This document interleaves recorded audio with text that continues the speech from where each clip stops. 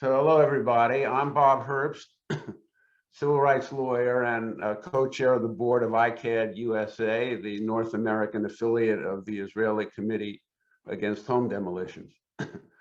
For decades now, ICAHD, which also has affiliates in the United Kingdom, Germany, and Finland, has been a voice against Israeli policies and practices of home demolitions, ethnic cleansing, apartheid, and settler colonialism, providing a ready source of reliable information on the ground in Israel, Palestine. And we work towards the day when the systemic domination of Palestinians will end and all inhabitants of the land will share it equally in one democratic state from the river to the sea. We invite you to peruse the ICAHD website at ICAHD.org, follow us on Facebook, and email us at info@ICAHD-USA.org. We want to thank our co-sponsor today, Wanda Weiss, an extraordinary website offering news and opinion about Palestine, Israel, and the United States. And we're so pleased to welcome its founder, Phil Weiss. Phil needs little introduction to those who've been involved in the struggle for Palestinian and Jewish liberation in the last 15 years. From a man cave in the Putnam County, New York woods, Phil has accumulated an enormous rich bounty of extraordinary commentary on all things Jewish and Palestinian and the politics and culture accompanying that subject matter. And from what I can tell, he keeps it all in his head with amazing recall of events, what politicians and commentators have said yesterday and years ago. I don't know how he does it, but he's one of the most remarkable observers, writers, and editors inhabiting this space. And I'm pleased to know him and have the opportunity to talk with him today about the Palestinian solidarity movement. Before we get started, let me just remind you all to please stay muted during our conversation and to put your questions in the chat so that we can keep an eye out for them and incorporate them into the discussion, especially in the last 30 to 45 minutes today. And if you can keep your comments other than questions in the chat to a minimum, that will help us pick up the questions more quickly. Please be also advised that this webinar is being recorded and will be available on the ICAHD website and the YouTube channel for future reference. So Phil, welcome. Thank you. Thanks for the very generous introduction, Bob. It boggles my mind, but thank you. Thanks. All right. Well, before we get to your thoughts on where the Palestinian solidarity movement is today, where we're headed, I wonder if you'd be willing to share with us something of how you came to the movement, what drove you to it, and what accounted for your passion for the subject, the passion which has remained undiminished for the 16 years that you've been writing on Wanda Weiss. Well, I would say, thank you. I would say that, first I want to say that I think that my story, my journey narrative is probably not that different from a lot of people who will be on our call today. And indeed from yours. Everyone has their own story of how they've come to this issue. And, but I'm pleased to tell mine, but I just want to emphasize, I think that happily, this is now a well-trod path, and we want more people to tread that path. And so I think telling our stories is encouraging, but it's also one of the things we'll get into is the fact that it is a well-trod path now. It's a familiar territory. And I hope ever more familiar narrative. But in my case, to answer your question, I was a fairly mainstream journalist in the early aughts when the United States launched the invasion of Iraq, and I demonstrated against that war. And I felt that, you know, I started as a journalist. I'm 66. I started being a journalist at a time when people were protesting the Vietnam War, and I was protesting the Vietnam War as a kid. And I thought, oh, well, this is what we're supposed to do as journalists and citizens now, is oppose this war. And when you ask about passion, I think that that goes somewhat to my sort of personal religious parochial streak. But I recall I grew up very much inside the Jewish community, and culturally and industrially too. I mean, the people who gave me work from college were all Jewish friends I met at the college paper, which was almost a Jewish club. And so that was very, I loved all that. I enjoyed that community, and I was proud of that community. And but I had a very strong Jewish identity, as I do today, although today I have a greater awareness of other communities, happily. That's been one of the great effects of the left and the multicultural push over the last quarter century. But to your point, in 2002, I remember talking to my brother, and he said, "What do you think of this Iraq war?" And I said, "Well, oh my God, I'm out in the streets, I'm demonstrating against it." And he says, "Well, I demonstrated against the Vietnam War, but my Jewish newspaper says this war could be good for Israel." And it was like a bolt of lightning when I heard that. I just was floored. I was completely floored by that. The idea that progressive Jews would support this war because it was good for Israel. And I therefore felt that I had a special knowledge and special place in the anti-war movement and the journalism of that movement to talk about my community's corruption by Zionism, because that's really what it was. Zionism is not a, I mean, I'm an anti-Zionist. I think Zionism has done bad things for the Middle East and done bad things for the Jewish community. And my awareness was not that pronounced at that time, but I certainly was aware that the pro-Israel sentiments inside the Jewish community were pervasive, and had begun at my bar mitzvah when they gave me Zionist tracts. So here's my brother proselytizing me. I felt a special role, and I got involved. And I think that my passion stems from that personal sense of involvement, concern for my country, concern for my community. And just one other little anecdote that has to do with that. I remember soon after I started this, I started a blog at the New York Observer that I later got fired for.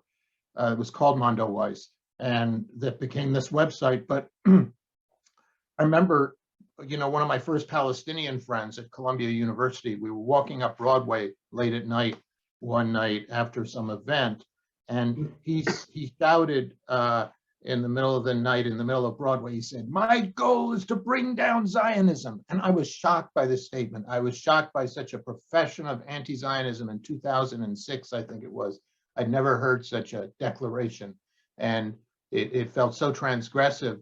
And I think that it's such a sign of the progress we've made that today I can say not my only goal, but my goal is to end Zionism in the Jewish community. And I think that goal, I say that calmly, and a lot of people share that feeling. So, yeah. So I want to ask you a question that leads directly from what you just said. I didn't realize the sheer number and diversity of your posts until I went back and in preparing for this conversation. I looked at the first year's post, which of course was all I could possibly do, because you've got about 1,350 pages of summaries, of a couple of sentence summaries. And so you've probably written about 13,000 posts over the last 16 years or so. But I saw one which was entitled "Passover Guilt," which appealed to me because of the holiday just passed, where you sort of described yourself as the contrary son at the Passover Seder who excludes himself from the tribe, and especially from official Judaism, which countenances, as it does, you said, the treatment of the Palestinians. And you talked about how your writings upset your mother and so forth and so on. And about Tony Kushner, the playwright's fear that in talking about Palestinian human rights, you may be hurting your own people. So I wanted to ask you, to what extent did you share that fear then? And 16 years later, to what extent do you share it now?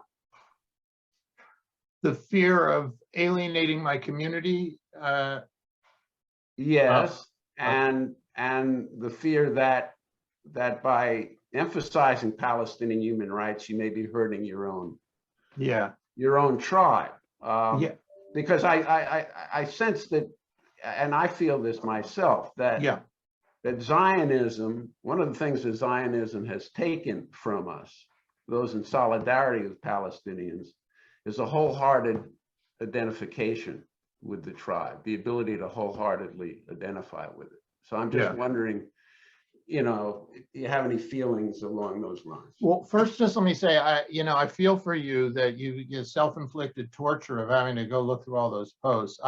My work has really evolved, and I'm sure I'd be embarrassed by a lot of the stuff I wrote. I just churn it out. That's what I learned in journalism when I was young. You churn it out. If you just show up, it's like, what do you show up, you meet your deadlines and you'll make a career. And boy, did I pour it out. Someone told me when I started the blog, you just have content every day, people will come to you. So I took that to heart. And I think there's a lot of less than, I don't know, mediocre or less posts on there. Anyway, to your point, I used to wring my hands about this a lot more than I do now. It's a big world, and we all come out of communities, and those communities all have various myths and ideas about their specialness and the contributions they've made to the world, and even their supremacy. And I think some of these myths are toxic, and some of these myths are great. You can't live without a myth. But I'm past that phase of worrying about my community. And yes, I lost that love of the tribe. Yes, I lost that protection of the tribe. But I think, so what? You go to Palestine, you see what's happening, and you just have to make a decision. Are you going to be loyal to the tribe in the face of apartheid, or are you not? It's simple. So for me, that was, I remember saying, and so it's a no-brainer. It's a no-brainer. And if the whole tribe dissolves, if the Jewish mishpucha, the Jewish community, I don't mean that they're going to die. I don't wish death on anyone. But if that community dissolves and ceases to exist because they wrap their arms around apartheid, I'm past the tear shedding phase about that. My community has been offered a choice again and again. Are you going to support apartheid, or are you going to support human rights? Are you going to face what you are doing over there? I mean, I get emotional about this because I've been there many times. My mother-in-law got there before I did. I waited till I was 50. I put it off. I didn't want to see it. And then I saw it.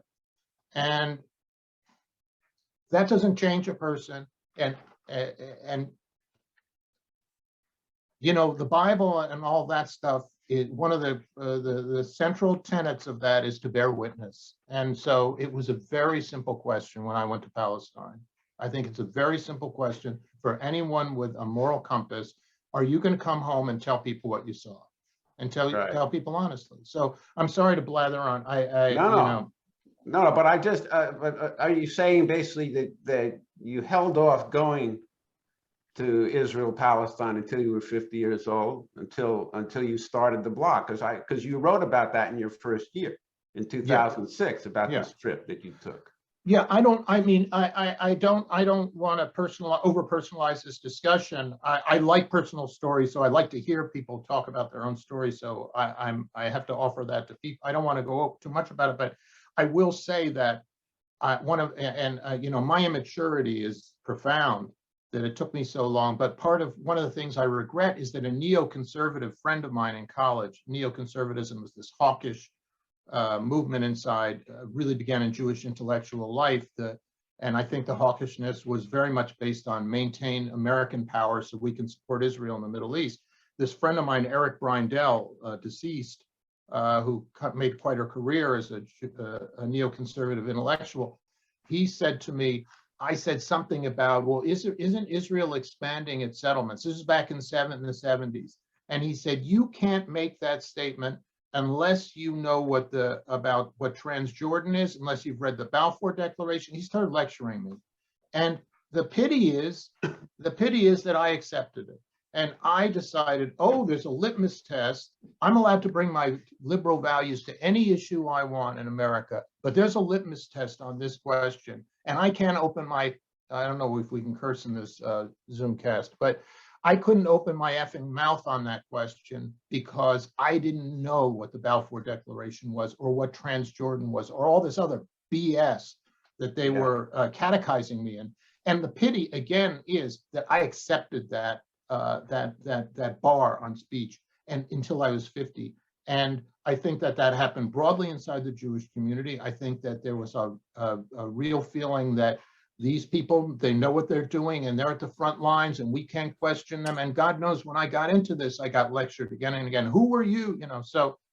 Well, I also accepted a limit on speech, even though I went for the first time in 1969, after I graduated college, and I was there for about 10 days. And I also saw, a bit of it, although I only spent a couple of days, outside what is now the Green Line. And so it's not that I wasn't uncomfortable about it and the nationalism that was, that oozed out of the pores. But I just wasn't moved to speak out outside the tribe until 2014 and Protective Edge, and that activated me. And I was much older than 50. Okay. So everybody sort of sometimes goes at their own pace, and the pace has been slow. How do you explain that 2014 is what threw the switch for you? Well, it was the sheer magnitude of the laying waste to this little strip, containing 1.5 million to 2 million people, with 2,000 dead, 500 children, 10,000 significantly wounded, 100,000 buildings destroyed, the infrastructure of the place. And I just said, that's it. And then I joined JVP, and I went either that year or the next to the UCC Synod. We had a little delegation along with the U.S. campaign, and we went to try to help the UCC pass its original BDS resolution, and it passed. The apartheid resolution did not pass, but the BDS resolution passed. And I said to myself, also being a product of the anti-war movement, I said, well, in 1965, when I went to college, there was no anti-war movement, basically. And then by 1968, we had deposed the president. The President Johnson decided not to run. I said, well, this is a start now. This is going to be, a piece of cake. And within 5 years, we're gonna really make progress. And then there was that turned out to be one of the few victories, that I could ascertain. And then there was sort of 7 years of famine, and that brings us really to the question that I want to ask you as the fundamental subject today is, where do you think we are 8 years after Protective Edge and the passage of the first BDS resolutions by the Presbyterians, and then the UCC, and a few more Protestant denominations. But but where do you think we've come, and where do you think we are, and what are your thoughts on where we might be going? Well, I should preface this answer. Thanks for the question. It's a good question, and it's the central question. And I preface it by saying that I speak as an American, as a privileged Jewish American, and my perspective is very American in that respect. I'm aware that I try to understand and know what is going on in Palestine as much as I can.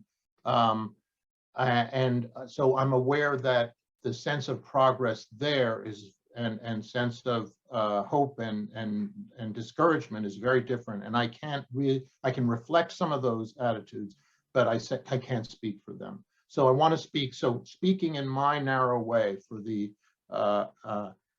American discourse, I'm very optimistic, because I think that we have captured the left and we have captured the larger progressive American community. And that when I say captured, I think that that community regards this as a priority. Now, do they regard it as a priority the same way that some of these evangelical Christians will vote on Jerusalem? Do they regard it as a priority in the way that the Democratic Jewish Israel lobby types will vote for Israel? Certainly there are a lot of us who feel that way. The Solidarity Campaign will make this issue a priority. But I think that on campuses and in the grassroots and in the left world of organizing and and activism, this is a very prominent issue, and it's not going away. It's only going to get bigger. And so I'm a very optimistic person, and I feel that the battle is increasingly against the establishment elite barriers to this discussion. So the Israel lobby has said to us, its leaders have pronounced on a few occasions, we're here to protect, to keep the Congress on Israel's side. And Nancy Pelosi has told us that she's there to keep Congress on Israel's side. And that's the battle. And the press is part of that. The elite press, the mainstream press is part of that. And we're making inroads. So when I've spoken in very general terms, I think to be a little more specific, the fact that there are now several members of Congress, 2 or 3 who speak of apartheid, Democrats, Congress people, and 2 or 3 who support BDS, the Boycott, Divestment, and Sanctions campaign targeting Israel. That's huge. And I know it's only 2 or 3, and it hasn't grown as much as we'd wanted. But in the past, those people who raised their heads above the trench and said and issued such statements were pushed out of the party. And Jimmy Carter became a pariah in the Democratic Party for using the word apartheid notionally in his 2006 book. I think we're past that point now, where it is beginning to be a discussion it's certainly an active discussion in progressive circles. And the polling shows that even among Jews, the word apartheid, 20 or 25% of people think that it's apartheid. And that's the battle. That's why so much energy is going into these legal efforts to declare BDS against the law, or support for BDS. You can't get state jobs. They're trying to ban BDS in 28 states, and governors are signing executive orders against it.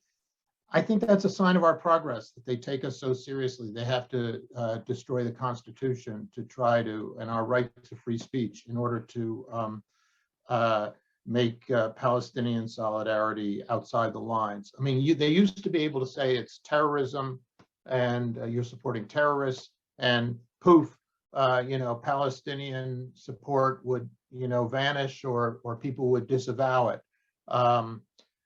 Bernie Sanders helped to bring it inside in 2016, and certainly the squad in 2018, these progressive members of Congress who stood up for Palestinian rights, they've helped bring it inside. And now the Israel lobby is saying it's anti-Semitic, it's anti-Semitic, it's anti-Semitic, and that's the battle. That's the battle, and I think we're winning that battle. Well, I want to just push back a little bit on that, because first of all, there's still 5 million Jewish Zionists in the country. There are 50 million Christian Zionists in the country. Okay. And how do you see this this struggle making progress, particularly in the latter group, or do you think that it's not necessary? I don't care about the Christian Zionists. I mean, I worry about them, but they're not my account. It's sort of like, obviously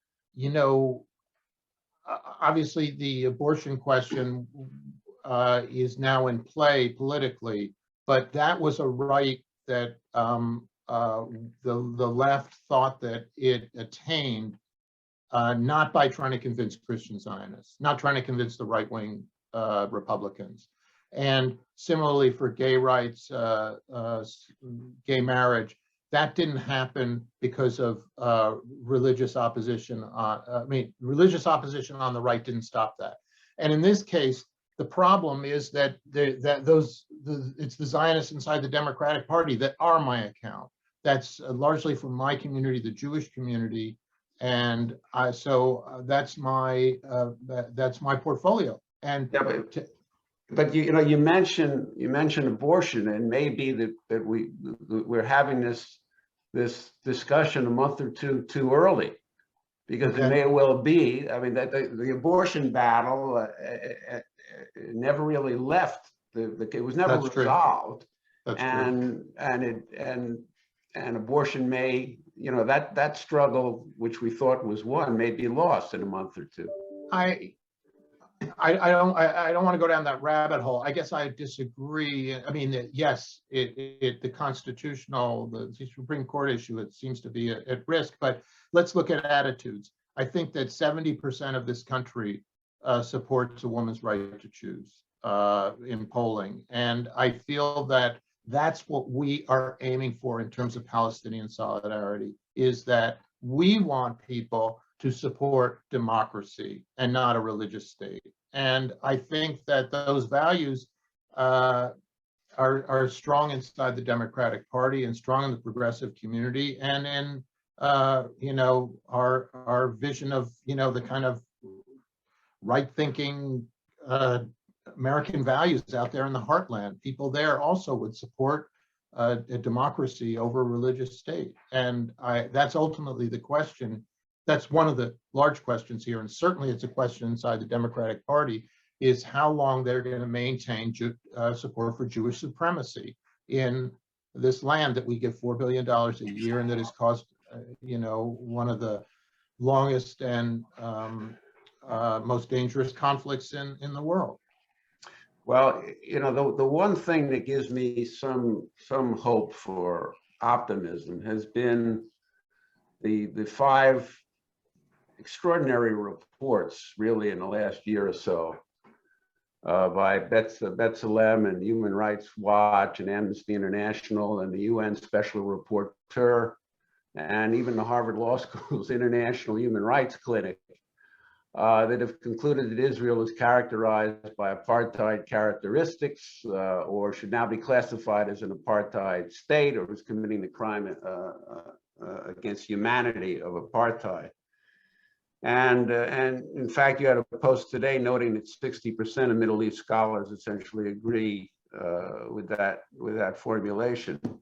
On the one hand, I have to acknowledge that, as you pointed out, Jimmy Carter first used the word in the title of his book in 2006, the same year you started your blog.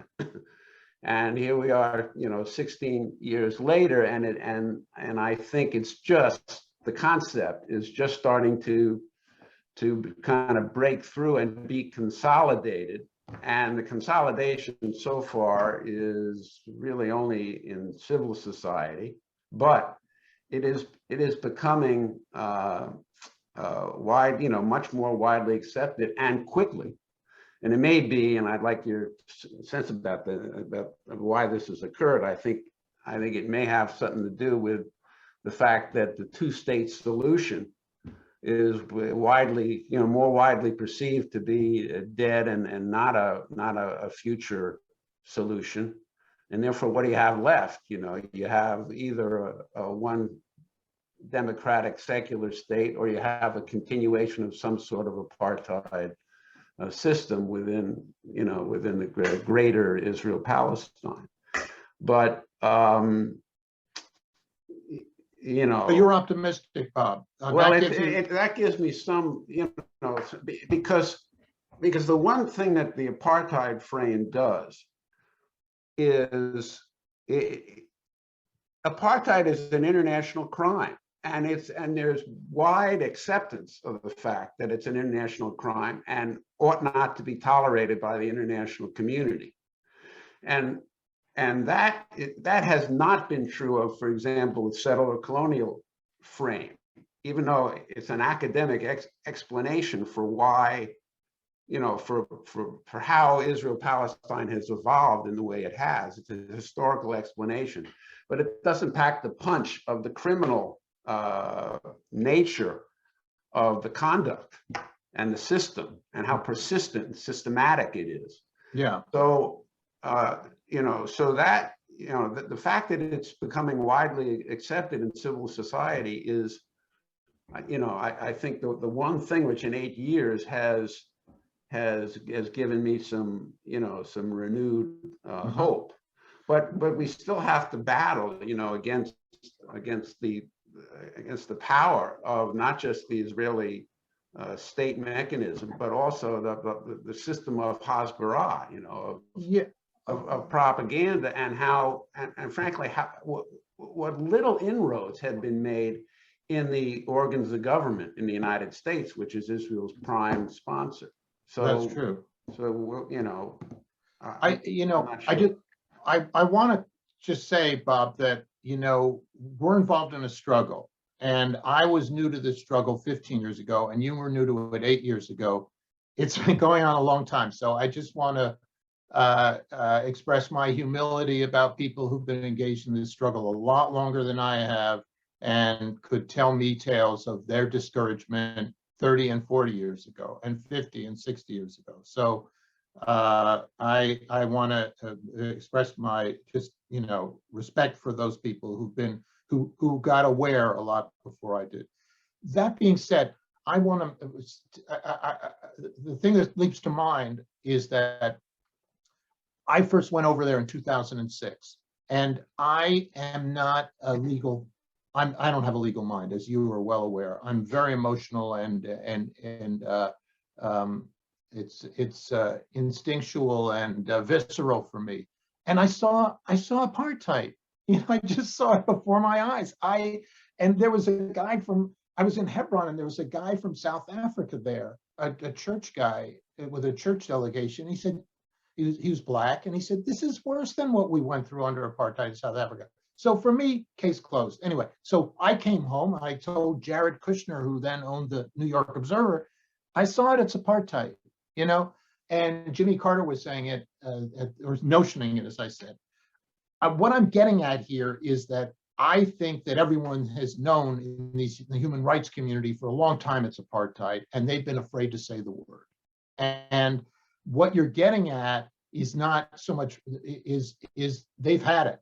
And finally, they have said there's a fad. It's a fad to call it apartheid. Yes, great, it's a fad. I love it, it's a fad. I wish it had happened in 2006 when I said it was apartheid. No, it had to wait till now. Fine. So what has loosed their tongues? I think loosened. I think what you said about the two-state solution is very key, because you saw that in Human Rights Watch report, that they said when they announced that report, this is an organization started by Jews in New York, Human Rights Watch, as I believe that's the case. Certainly it's been headed, it's closely associated with the Jewish community.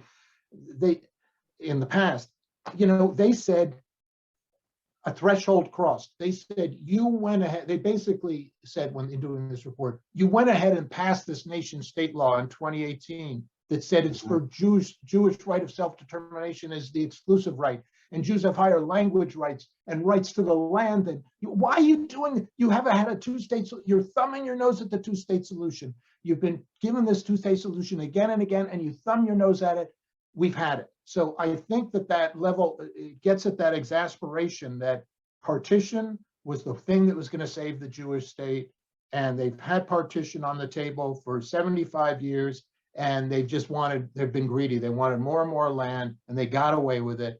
And these human rights organizations just got sick of it. And great, that's well, yeah, and actually, you can also see this organic development in the New York Times, which is a barometer of how the Jewish community, the organized Jewish community, feels to some extent as well, because you know, when Kingsley went over there to be the bureau chief, he finally put apartheid in the paper. Although it doesn't appear often, but it appeared today, and so I agree with you. There's an increased frustration with Israel, with the right wing turn, and a greater inclination perhaps to challenge it, even though my sense is that the toes are still being dipped in the water, and there's still a lot of you know, worry about the onslaught that will come. But my friend Peter Borger from Chicago asked an interesting question, which is, beyond the apartheid label, what is the program, do you think? It's a great question. And I think that, and I'm not a good spokesman on this question. I'm aware of the fact that people have faulted the BDS campaign for not articulating a program as such. I know that Jeff Halper of ICAHD, you know, one of my teachers on this question, I want to salute Jeff, started the One Democratic State program in order to develop such, as part of such thinking on the left. So I'm more of a journalist than I try to report it more than lead on the movement as such. But I would say that One Democratic State is ultimately the program, and it's a struggle because it's hard. A politician can't even articulate that. I mean, on the left in the Democratic Party, the quote unquote left, the liberal Zionist left, you know, that's the left on this issue in the Democratic Party. I mean, there's the squad, which the few people who can talk about BDS and apartheid, but then there's this larger group of sort of liberal Zionists who support a two-state solution, which is a charade and is an insult to Palestinians. But that's the state of our discourse, is that our politicians continue to hold out hope for a two-state solution when it's impossible. And I just want to inject one note before, I love it, you're taking some questions. I just think that we have to honor the extent to which Black Lives Matter and these movements on the left for Indigenous people and people of color have helped to completely change this discussion. I give such power to the Jewish community. I come out of that community. I think that we're the only game in town on this. We're not the only game in town. And the fact that I think Black Lives Matter and related campaigns have helped to embarrass the Israel lobby, that you can't be supporting Jewish supremacy in the Middle East and, over here working for racial justice. And so I think that, and in fact, the Indian Collective, talk about intersectionality, the Indian Collective just issued a paper or statement pledging solidarity with Palestinians. Wow. And so the question is, what are the prospects for that support widening, for Palestinians in the country? And you know, I think that struggle is being waged in the black community. You know, even in terms of Black Lives Matter, I don't think a decision has been made yet as to how aggressively to undertake solidarity with Palestinians. I don't know what your sense is, but I haven't gotten the sense that decision has been made. Do you? Well, I'm involved in the activist community, so I know a lot of activists in those movements who are not at all shy or reluctant, and I think their leadership is.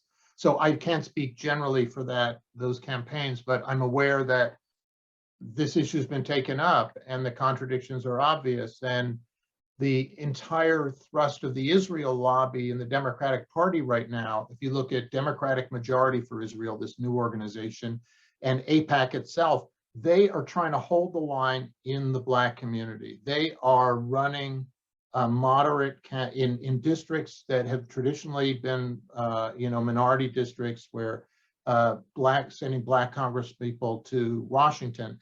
They are trying to make damn sure that there are no more members of the squad. That is they are terrified of that, and that's the line they're trying to hold. So good luck. I don't think it's going to happen. But again, I'm being optimistic.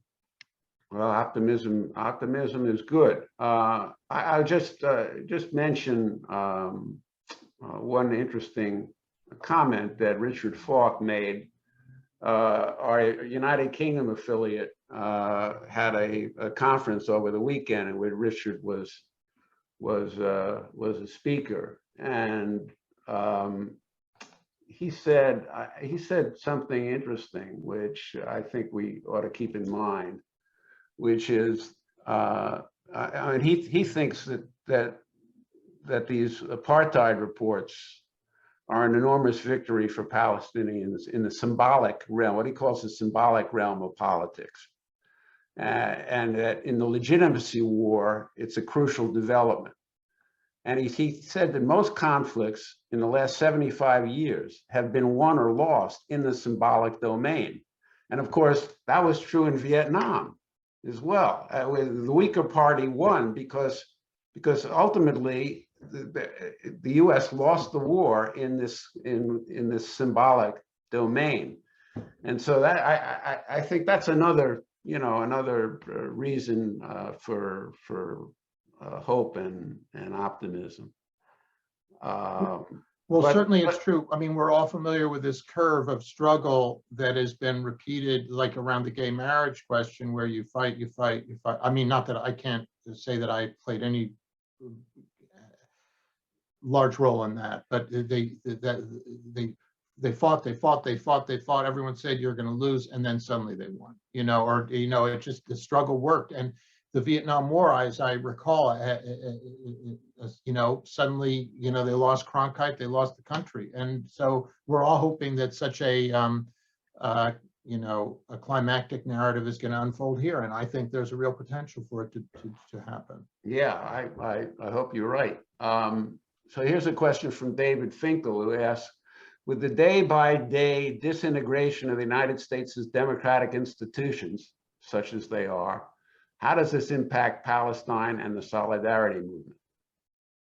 Bob, you have more closely monitored that question than I have. You have an answer ready, and I have to scramble. So let's hear from you on that. I don't know why you think I have an answer to that. I know you have an answer. I don't think. I know. I think it's a really important question, and you know, it's one reason for my, you know, for the fact that I'm not sure how optimistic I am.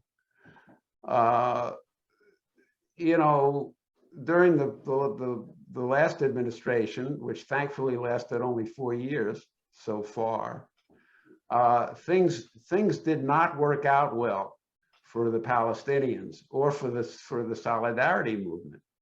You know, a lot of policies, American policies, were reversed. The country became more right wing. The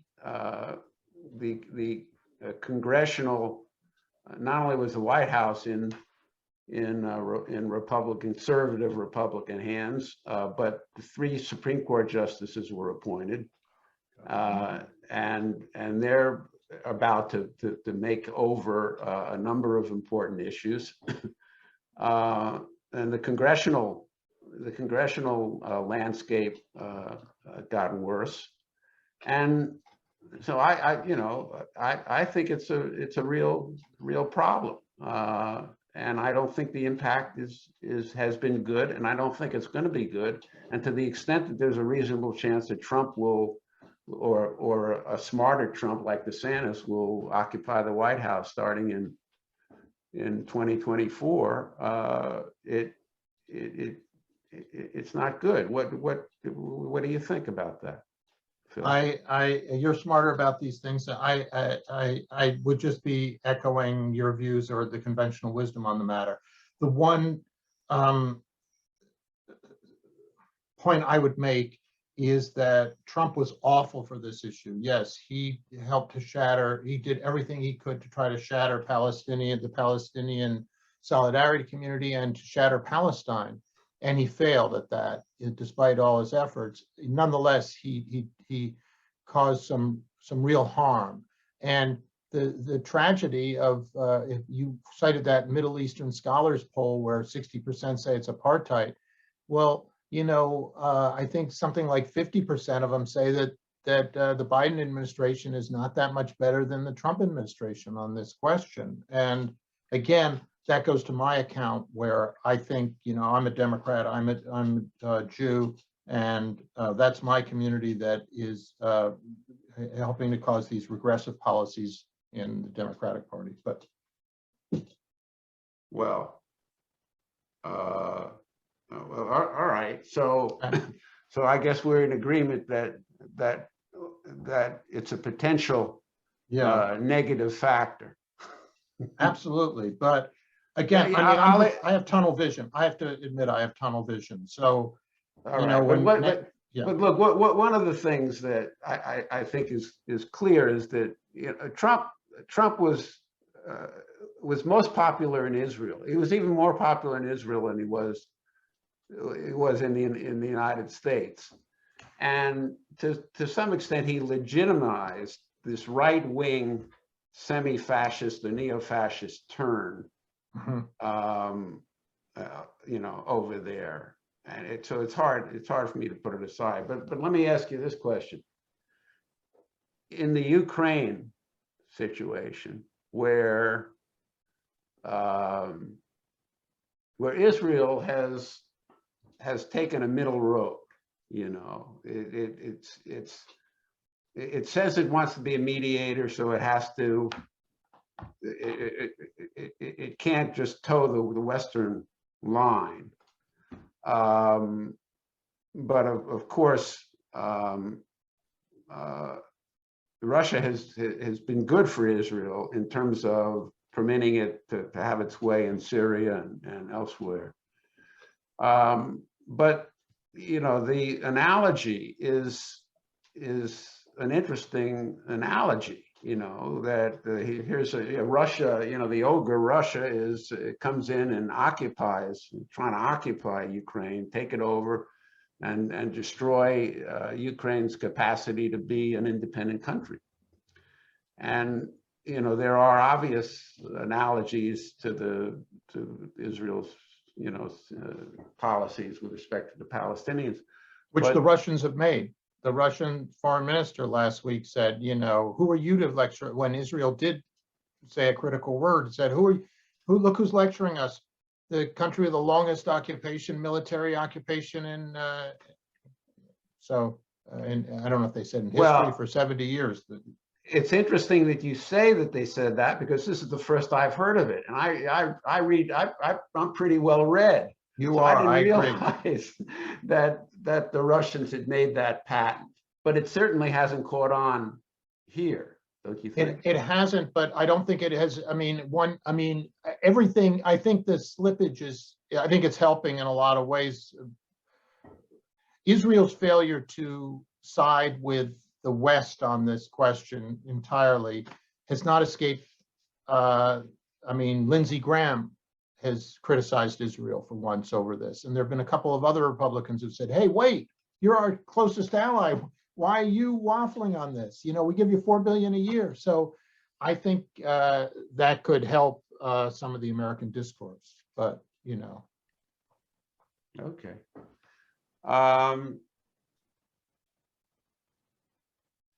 Here's a question from Mark Braverman about Christian Zionism. He says, Phil, you refer to Christian Zionists and that not being in your portfolio, but it's important to broaden what we mean by Christian Zionism. There's a powerful form of Christian Zionism hiding in plain sight in the Christian mainstream. You can think of it as the Christian version of Jewish liberal Zionism. As such, it's softer, more seductive, and more dangerous than the evangelical version, powerful as that is. The good news is there can be a conversation with the mainstream forms of Zionism, and those hearts and minds can be turned, and are doing so. Look at the UCC. Someone asked before, that's the United Church of Christ, for example. The denomination itself, which a decade ago was Zionist by default, has been turned around. You have any comments about that? Mark knows more about this than I do. Let's start off with that. And I respect all his work on this. I think that this is just off the hip, and I wonder what Mark would say. I bet a lot of these resolutions that have passed that we have cheered on and that people have worked their butts off to organize these churches on, I bet a lot of the people voting on those resolutions are Democrats. I don't regard them as, especially in these Protestant churches, as part of, well, I mean, evangelicals are, I mean, almost all Protestants. I don't regard them as the sort of the reservoir of Christian Zionist support in the Republican Party. I think that it's another great sign of how, to me, of how progressives are using lots of different tools right now to organize on this question, including religious values among you know, liberal church members. But Mark, tell me if you think I'm wrong. I think they're it's the people you're talking about are Democrats. Okay, so let me ask you this. This really has to do with tools in our toolbox and the extent to which they should be used in terms of advocacy and the extent to which they would be effective. And so the first one I want to ask you about is using the Nazi analogy. It seems that some of the measures of collective punishment of the population for sporadic acts of resistance, like those over the years in the Jenin refugee camp and at the Gaza fence, are taken from the Gestapo playbook in occupied Europe. And Sylvain Sipel, whom I talked to in February, wrote in his new book of the desire of Israeli Jews to annex more, quote, vital space, unquote, for the Jewish people, ensconcing racism, ethnicity, tribe, and blood over citizenship, which seems to be a clear reference to the same Nazi desire for vital space for Aryan blood. Today, you ran a powerful yet provocative piece by my friend Holocaust survivor Lillian Rosengarten, concluding that, quote, Zionism can no longer hide its agenda of a Jewish-only state with echoes of Judenrein from another time. She says she understands, quote, the policies of the Israeli government in light of Jewish history under the Nazis, unquote, that getting rid of the Palestinians is a twisted parody of the Nazi credo Deutschland über alles, endeavoring to change Germany into a land of only pure Germans as inhabitants, and that the determination to have a Jewish nation state acquired through brute force and violent occupation is an artifact of the Germans' efforts in World War II and of the Holocaust, victimizing Palestinians by manipulating the hatred of them throughout Israel, Europe, and the US. And she says it harkens back to Nazi Jew hatred and that the Palestinian story is her story. Now, there has been a reluctance to say and publish observations like this. What do you say about their accuracy and whether saying and publishing these beliefs helps or hurts the cause, Palestinian solidarity? It's a great question, and it's extremely loaded, obviously. I think the answer is it's very loaded, to use that term, and to use that analogy. And the IHRA, the new definition of anti-Semitism, specifically says it's anti-Semitic to make such analogies. That being said, it's loaded, it can backfire. I think it generally hurts when you make the analogy. I make the analogy, and Lillian Rosengarten makes the analogy. Lillian Rosengarten escaped Nazi Germany when she was a little girl, so she has some standing to say this. I make the analogy in a very personal way because I was, as a kid, was indoctrinated. You know, not indoctrinated. My mother bought 6 copies of Roman Vishniak's photographs of the Warsaw Ghetto to give to each of her 6 children. And, you know, this was, you had to see what happened to the Jews in Europe. And then when I went to Gaza, I said, here's the Warsaw Ghetto. I mean, that was strictly personal and, again, visceral. No one's going to tell anyone who calls me anti-Semitic, go ahead, call me anything you want. I'm going to say it again and again. That's what it reminded me of. Reminded me of those books my mother gave me about the Jewish experience of Europe. And Amira Haas and Sarah Roy have brought in the Nazi analogy in the same way.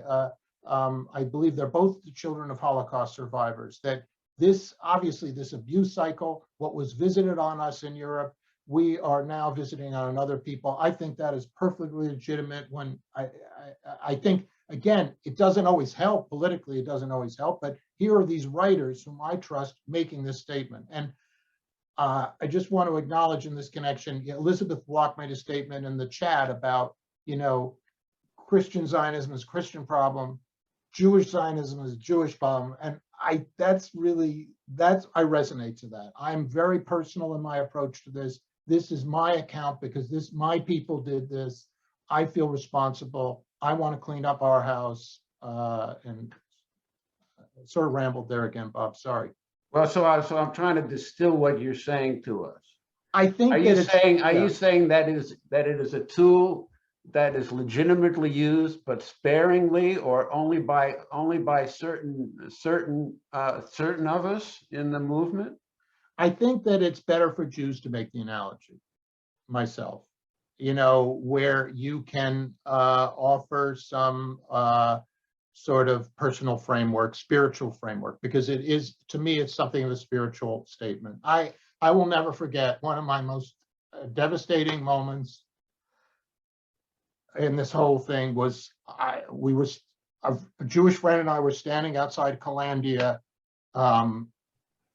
checkpoint one night. I don't know how many people even know what Calandia checkpoint is. It's this huge industrial thing that exists to keep Palestinians from coming into Jerusalem, to keep them on the West Bank. And this friend looked at this thing and just said, it's this complex, and said, this is Auschwitz. Now, this was a remark in the middle of the night. You know, I've never published it or anything, but he and I, we knew what spiritually we were talking about, that they industrialized genocide in Europe, and they're industrializing apartheid and ghettoization and persecution right in front of our eyes. And it's happening now. This is not in a history book. This is right now. So why were you reluctant to publish it? Because the interesting thing is when you had that conversation with the Black South African in 2006, and he acquainted you with the fact that Israel was Palestine was apartheid, but worse. Yeah. You immediately published that. Yeah. Why the reluctance here to say it and to publish it?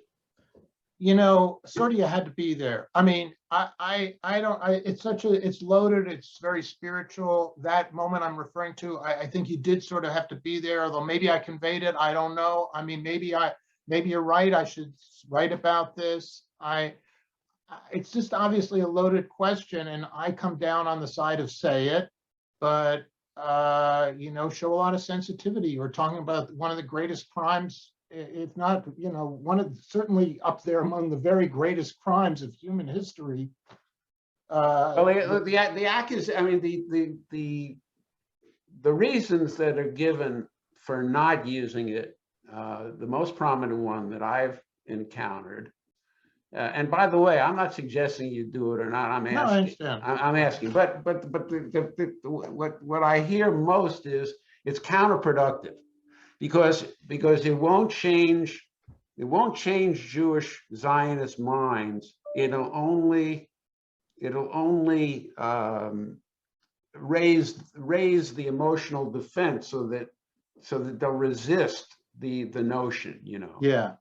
Yeah. But that was true with apartheid also, for the, you know, up until the last year or two, really. So what's the difference if in fact the analogy is fact-based, and you seem to think it is fact-based? Then maybe part of the problem is that we just don't say it. Is it fact-based or spiritually based? I'm not sure. I mean, I would make a factual, I mean, psychology. Well, look, there are certainly differences, you know. We're not, you know, we're not, Israel's not running extermination camps and killing millions at a time. Yes. But there, you know, but there's a sense in which it's sort of the dispossession is sort of slow but inexorable, you know. It's the policies are designed to accomplish the cleansing and the dispossession over decades, you know, and over decades in the future. It's not something that has to be done right away, you know. Right. But discouraging people to leave and collectively punishing those who resist, you know, because nonviolent resistance is bad, and so and people lose hope and they despair, and so, you know, so they resort to small acts of violence, really, and sporadic acts of violence, and then the organs of collective punishment come in at Jenin again, and kill 15. You know, I don't find that persuasive. Okay, so why not? I think that you are powerfully conveying the ethnic cleansing and persecution that's going on. What I think is, as we're talking about this, what I think I'm coming to is, I think it is spiritually essential to make this analogy. So when on my one trip to Gaza in 2009 or 2009, I met some guy from Europe who was there, who was working with Palestinians. And he said to me, you look around, these people are living in a cage. And he said, and the Israelis are in a cage too. And that cage is in their mind. And that is where I think the Nazi analogy is very important, is the trauma. Let us talk about the trauma, the collective trauma of the Jewish people. I referred to my mother having 6 kids. I had one for each million, she said. Look, this is in the 1950s in the United States. You know, why, that's where we need to talk about this.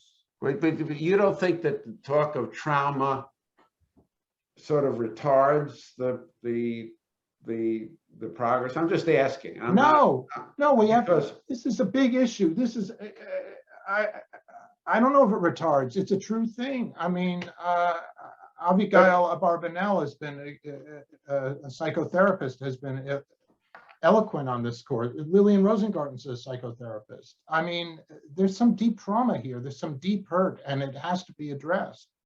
Well, but the hurt has produced over my lifetime of 74 years the current situation, and the hurt is expressed continually in the culture. You have Holocaust movies over and over. You have pieces about Holocaust trauma, you know, Holocaust experiences. So, you know, so what more is to be said, or maybe it needs to be said in a different way? What are you suggesting? You know, I mean, I think Seamus Heaney, the Irish poet, said it takes 7 generations to overcome a genocide. You know, I went to Treblinka and it was extremely disturbing to me, and I've been exposed to a lot of the Holocaust literature, and just I don't think you can get enough of that stuff. I mean, I think that it's been manipulated, obviously, and the Holocaust industry, as Norman Finkelstein, it's used by Zionists to, but I think the history of human inhumanity to, and genocide is something we should chronicle assiduously. Okay, so I just want to point out to two comments. Yeah. That just popped up in the chat. Maxine Kaufman says, I think overstatement doesn't help.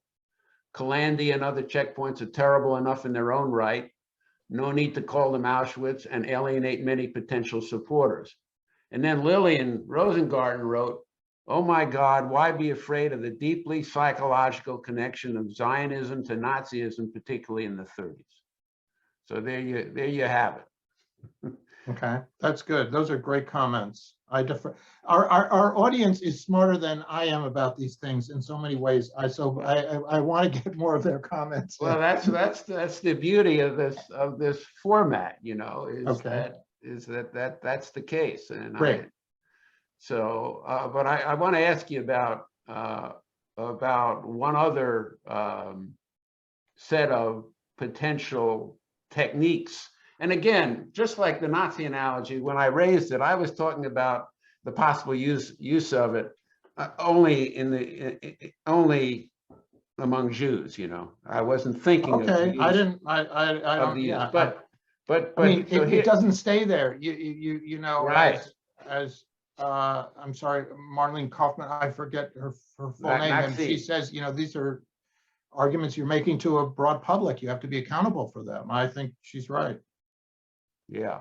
All right. So here's the area of Jewish money, Jewish political power, and dual loyalty. Yeah.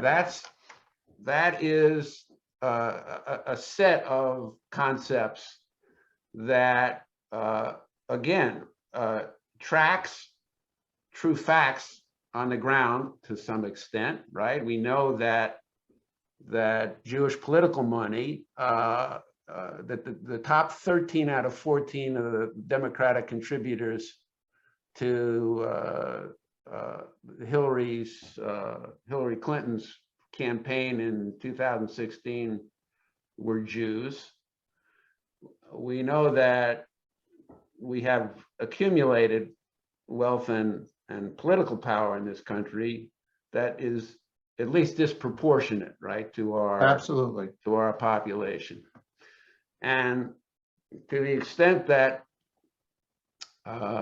people like my relatives, some of my relatives in Florida, voted for Trump because of what he could do to Israel or for Israel, raises at least the question of to what extent loyalty to Israel is something that should be within the tent of legitimate comment, or whether it should be outside it. So I know that you wrote about it early on in your first year. I saw some posts about those subjects. As a matter of fact, in one you wrote that 60% of Democratic political fundraising is Jewish. You were quoting the Washington Post back in 2006, with Israel central to that giving. And you wrote then that contrary voices among Jews were still muted and will remain that way till politicians feel they can raise questions about Israel and still raise money. Has that day arrived yet, is one question. And the second question is, to what extent do you think that pointing out these facts is legitimate commentary and helpful as opposed to counterproductive? Well, I think it's absolutely legitimate and important to point out the degree of Jewish giving in the Democratic Party. If you link it with the commitment to Zionism and the Jewish establishment. So the Hamilton Jordan said in a memo to Jimmy Carter 50 years ago or whatever, he listed all these statistics that basically came down to around, it was thought that around 50 to 60% of the campaign contributions to congressional and presidential campaigns on the Democratic side came from Jews. And Hyman Bookbinder, I think of the American Jewish Committee, made that statement in the 70s, and the Washington Post made it more recently. And the New York Times has even called it recently in an article, the elephant in the room. So I think that that absolutely needs to be addressed, and that addressing it helps to create greater diversity in the Jewish community. There's some embarrassment about this fact, and it should foster greater diversity. I mean, right now we're looking at the AIPAC, the Israel lobby, is spending, has raised $16 million and is spending nearly $2 million of it already on Democratic primary races.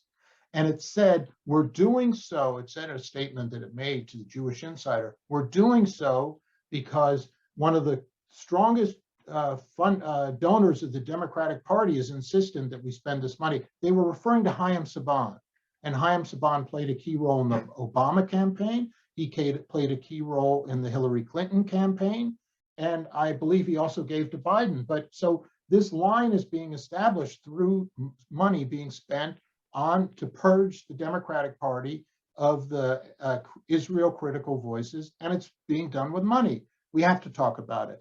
The dual loyalty question, yeah, I've raised that a couple times, but generally do so by quoting pro-Israel voices who have raised this. It's a hot potato. People don't want to hear it. You know, people have lots of loyalties. They care about other countries. It's okay. It's part of being a democracy.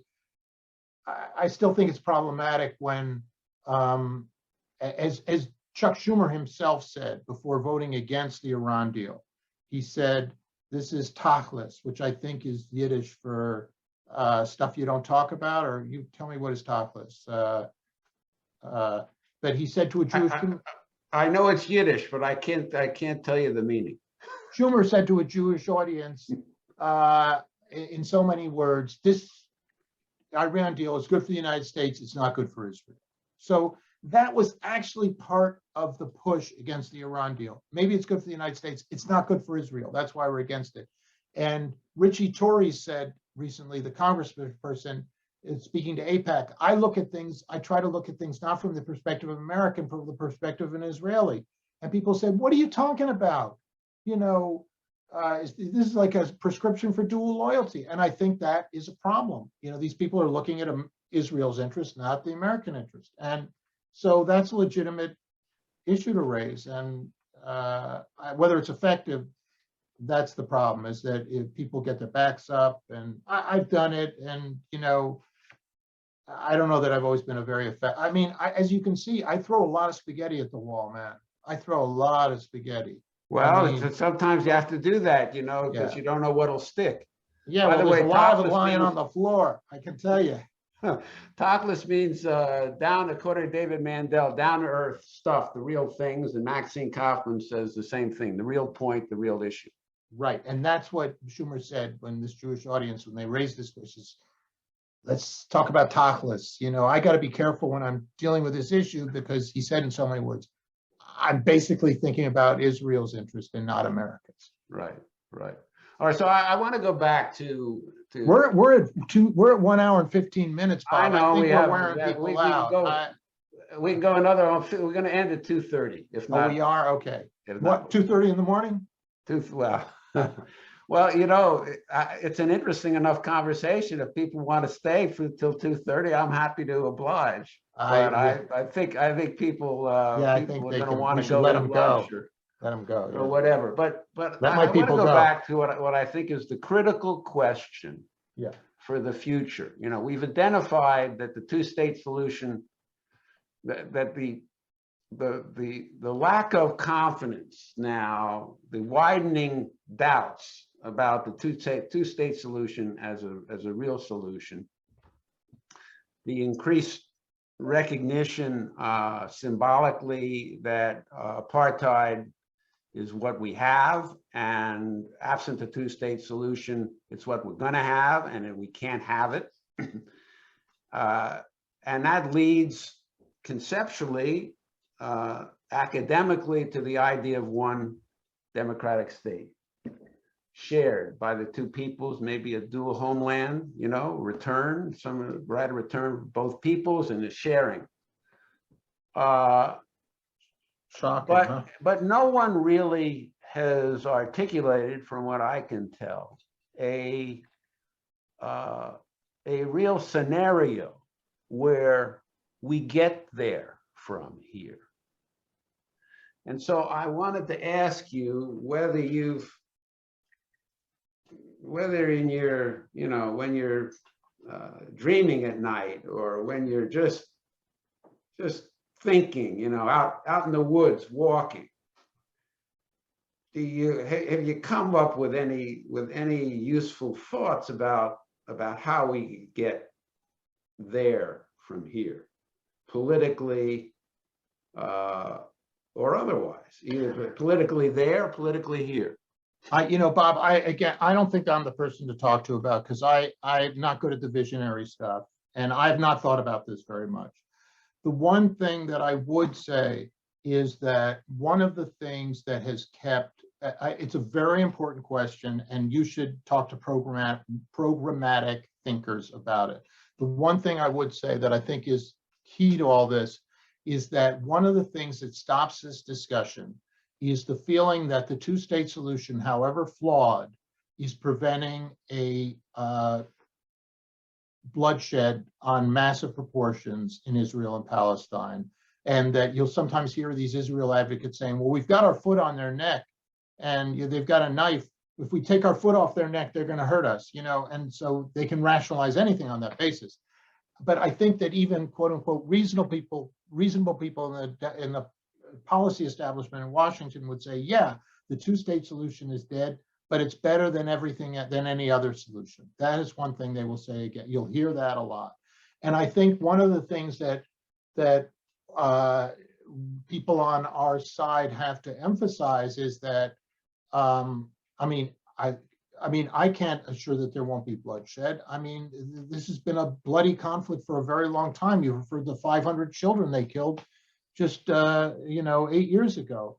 So, but I think that the outcomes are not necessarily, I think that is an issue that people on the left should be dealing with, is to emphasize that the outcomes are not, or the steps towards the outcomes are not necessarily chaotic and full of bloodshed. And certainly the situation for Palestinians is chaotic and full of bloodshed right now. But again, I don't think you should be talking to me about this stuff. Well, I'll just point out that one of the implications of what you just said, if it's true that that's what Israelis say about the two-state solution, that absent that, the continuation of that myth, there'll be violence, is that if there's no scenario without violence, then maybe the Palestinians have to resort to violence in order to make it clear that there'll be violence either way. Now, you know, that was the approach by the ANC in South Africa. Yes, there was violence, and then there was nonviolence. Yes, there was. The two went hand in hand. But you know, there has to be some thinking, not just about, Jeff Halper and Jonathan Kutab have written books about what the end game might be, what a shared state might actually look like, and what some of the basic principles would be. But I haven't really seen anything on how we're going to move, or what a reasonable scenario is as to how we might move, from I agree with you, and I don't think I'm the right person I think you should talk to Jonathan about it. And yeah. All right, maybe we'll have Jonathan on to talk about that in another webinar down the road. Great. All right, let me just peruse what we have in the chat. See if there's anything. Oh, now more are coming now that I said that.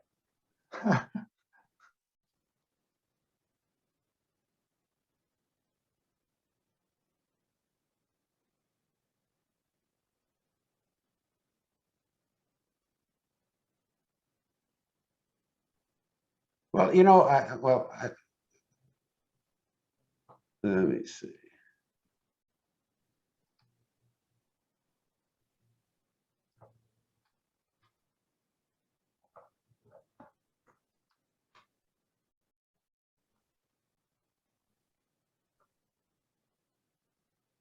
Okay, I'm going to ask kind of one more question. Great. You've talked about BDS. Yes. And in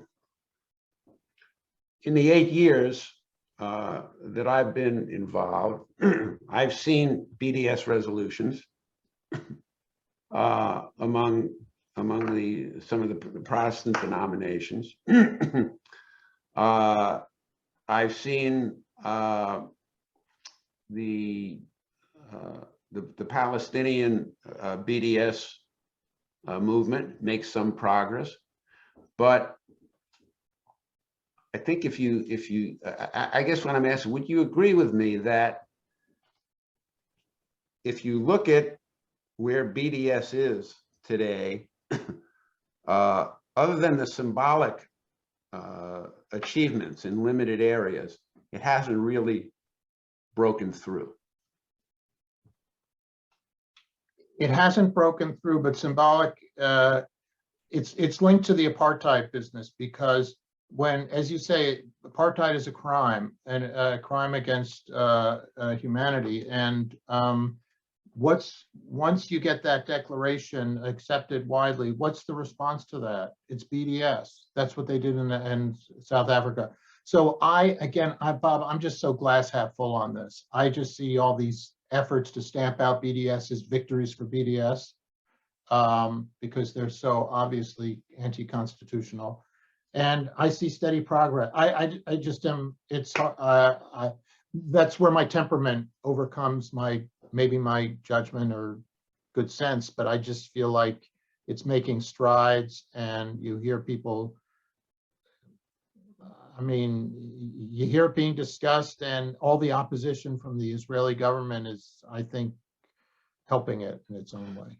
Okay, I actually think that the chances for it to be more effective have grown significantly in the last year with the greater acceptance of the apartheid frame.